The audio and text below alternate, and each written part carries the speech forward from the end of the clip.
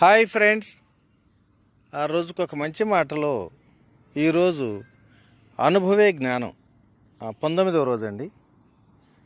మరి నిన్నటి రోజుని నా చిన్నతనం నుంచి కూడా నిష్కామ కర్మ అనే పదాన్ని వ్యతిరేకించిన నేను ఈ ఆధ్యాత్మిక జీవితంలోకి వచ్చిన తర్వాత ఈ నిష్కామ కర్మను గురించి స్వానుభవంగా నేను తెలుసుకున్న సత్యాల గురించి చాలా విషయాలు చెప్పుకున్నాం కదా. ఈరోజు మరికొన్ని విశేషాలు చెప్పుకుందాం. ఈ మధ్య మానస సరోవర ధ్యానాశ్రమంలో ధ్యానం క్లాసులకు వచ్చిన వారందరూ కూడా ఒక మాట అంటుంటేవారు, అమ్మో రామిరెడ్డి గారు, ఈ ఆశ్రమం ఎంత అద్భుతంగా ఉందో, ఎంత శ్రమిస్తూ కష్టపడి నిస్వార్థంగా ఇంత పెద్ద ఆశ్రమాన్ని నిర్మించారు, మీది ఎంత గొప్ప మనసు, మీరు ఎంత మంచివారు అంటూ ఎంతో ఆనందంగా చెప్తారు. అప్పుడు వారందరికీ నేను సూటిగా ఒక మాట చెప్తాను, చూడండి, మీరు అనుకున్నంత మంచివాడిని కాదండి. నేను నిజం చెప్పాలంటే నేను పక్కా స్వార్థపరుణ్ణి, ఎంతో స్వార్థంతోనే పనిచేశానండి అని అన్నప్పుడు, అదేంటి సార్ అలా అంటారు, ఇది స్వార్థం ఎలా అవుతుందండి, ఇంతమంది కోసం ఇంత మంచి పని చూస్తున్నప్పుడు ఇది మంచి పనే కదా అనేవాళ్ళు. నిజమేనండి, నేను చెప్పేది అక్షరాల నిజమే. ఎందుకంటే నేను కొన్ని విశ్వ సత్యాలు తెలుసుకున్నాను. అవేంటంటే, ఈ లోకంలో మనకు ఏదైనా రావాలి అంటే తప్పనిసరిగా ఇవ్వాల్సిందే, ఇవ్వంది అసలు ఏదీ రాదు. ఈరోజు మనకు ఏదైనా వచ్చింది అంటే గతంలో ఇస్తేనే వస్తుంది. సపోజ్ ఇప్పుడు మనం ఏటీఎంలోకి వెళ్ళి కార్డు పెట్టగానే డబ్బు వస్తుందా? రాదు కదా. అంతకుముందు బ్యాంకులో డిపాజిట్ చేస్తేనే వస్తుంది. అయితే ఏది ఇస్తే అదే వస్తుంది, ఎంత ఇస్తే అంతే వస్తుంది. మనం డబ్బు డిపాజిట్ చేసాం కాబట్టి డబ్బే తిరిగి వస్తుంది. బంగారం డిపాజిట్ చేస్తే రాదు కదా, బంగారం కావాలంటే రాదు కదా. అలాగే 10,000 డిపాజిట్ చేసామనుకోండి, 20,000 కొడితే వస్తుందా? రాదు. అలాగే నాకు ఆనంద ఆరోగ్యాలు మనశ్శాంతి కావాలి. మరి అవి మీలాంటి వారికి ఎంతమందికి అందిస్తేనే అన్ని రెట్లు ఆరోగ్య ఆనందాలు తిరిగి నాకే వస్తాయి అనే సత్యాన్ని తెలుసుకొని, మరి ఈ స్వార్థంతోనే నేను ఇష్టపడి ఈ ఆశ్రమాన్ని నిర్మించడం జరిగింది తప్ప నేను మీకోసమో లేకపోతే ఏదో కష్టపడి చేసింది మాత్రం కానే కాదండి. ఇప్పుడు చెప్పండి, నేను స్వార్థపరుని అవునా కాదా అనగానే మనసారా హాయిగా నవ్వుకుంటూ వెళ్ళేవాడు. అలాగే కృష్ణుడి గీతలో పని చేయటం వరకే నీ వంతు, ఫలితాన్ని ఆశించబోకు అంటే మొదట్లో అసలు నాకు అర్థమయ్యేది కాదు. పత్రిజీ సూటిగా ఒక మాట ద్వారా ఇందులో సత్యాన్ని చక్కగా చెప్పారు. మొదట్లో నేను మానస సరోవరంలో క్లాసులను ఏర్పాటు చేసినప్పుడల్లా కొంత టెన్షన్ పడేవాడిని. ఈరోజు ఎంతమంది వస్తారు, పోయినసారి కన్నా తగ్గుతారా పెరుగుతారా, మరి ఎంతో దూరం నుంచి మాస్టర్ గారిని తీసుకొచ్చాం, జనం తగ్గితే ఆయనేమోనో అనుకుంటాడేమో అని ఇలాంటి ఆలోచనలు ఉండేవి. ఒకసారి పత్రిజీని కలిసినప్పుడు, సార్, ఇంతకుముందు క్లాసులకు జనం బాగా వచ్చేవాళ్ళు, ఈ మధ్య చాలామంది తగ్గుతున్నారండి అన్న. అప్పుడు ఆయన అన్నాడు, ఎంతమంది వస్తే నీకెందుకు స్వామి, నువ్వు చేయాల్సిన పని నువ్వు చేసేయి, అంతవరకే, జనం కోసం చూడకు. నువ్వు క్లాస్కి వెళ్ళినప్పుడల్లా అందరికీ ధ్యానం గురించి చెప్పి ధ్యానం చేయమంటావా లేదా? అప్పుడు అందరూ అలాగేనండి అంటారు. మరి నువ్వు ఇంటికి వచ్చిన తర్వాత వీళ్ళు నిన్న ధ్యానం చేస్తానన్నారు, అసలు నిజంగా చేస్తున్నారో లేదని చెప్పి ఇంటింటికి వెళ్ళి మరి వాళ్ళందరిని పరిశీలిస్తూ చూసి వస్తావా? చూడవు కదా. నీ బాధ్యత ఏంటి? చెప్పటం వరకే. ధ్యానం చేస్తారో లేదో అది వాళ్ళకు సంబంధించిన విషయం. కాబట్టి నీ పని నువ్వు చేసేయి, ఫలితాన్ని చూడకు అని సూటిగా, సుస్పష్టంగా, సులువుగా అర్థాన్ని ఇడమర్చి చెప్పారు. ఒకనొక ధ్యానం క్లాస్కు 1000 పాంప్లెట్స్ ప్రింట్ చేయించి అందరికీ పంచుతాం. పంచేటప్పుడు ఏమైనా ఆశిస్తామా? నిజంగా అసలు ఇవందరూ చదువుతారా, లేకపోతే పారేస్తారా, లేకపోతే తొక్కేస్తారా, మరి చదివిన వారంతా ధ్యానానికి వస్తారా అని ఏమీ ఆలోచించం కదా. మన కర్తవ్యం ఏంటి?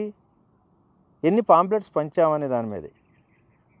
మరి ఇలా నా స్వానుభవంలో నిష్కామ కర్మ గురించి చెప్పాలంటే ఎన్నో అనుభవాలు. అవన్నీ రాస్తే మరొక పుస్తకమే అవుతుంది. కనుక కర్మ చేయటం వరకే మన వంతు, ఫలితాన్ని ఆశించకూడదన్నది సత్యం. అయితే కొంతమంది అతి తెలివిగా మాట్లాడుతూ దీన్ని తమ స్వార్థానికి కూడా వినియోగించుకుంటారు. ఒక ఆయన బజారుకి వెళ్ళి సరుకులు కొన్నాడు.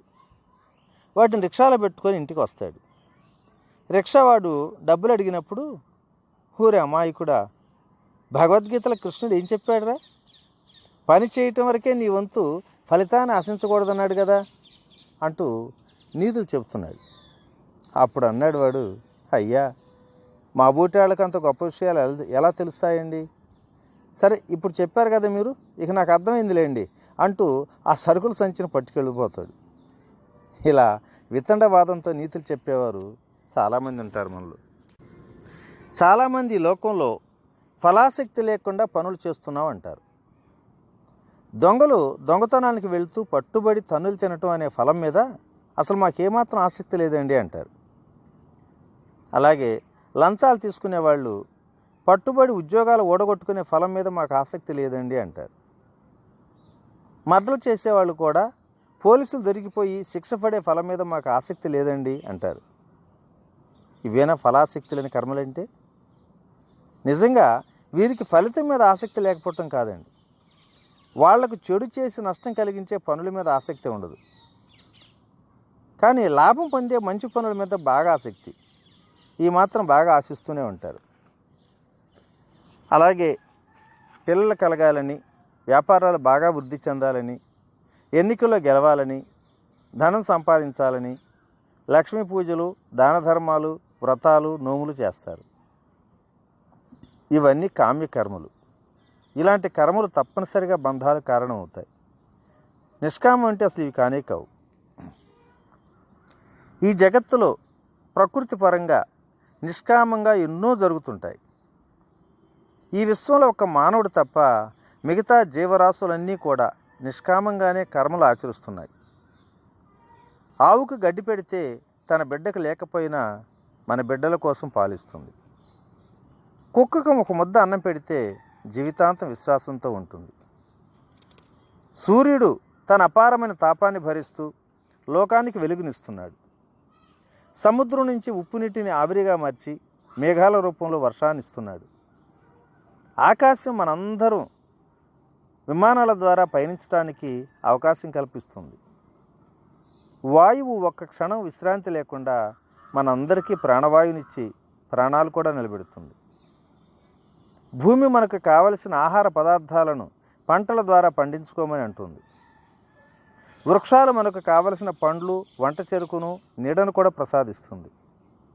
మనం విడిచే కార్బన్ డైఆక్సైడ్ని పీల్చుకొని కావలసిన ఆక్సిజన్ను మనకు అందిస్తున్నాయి. ఇవన్నీ ఏమీ ఆశించి మనకి ఇవ్వటం లేదు కదా.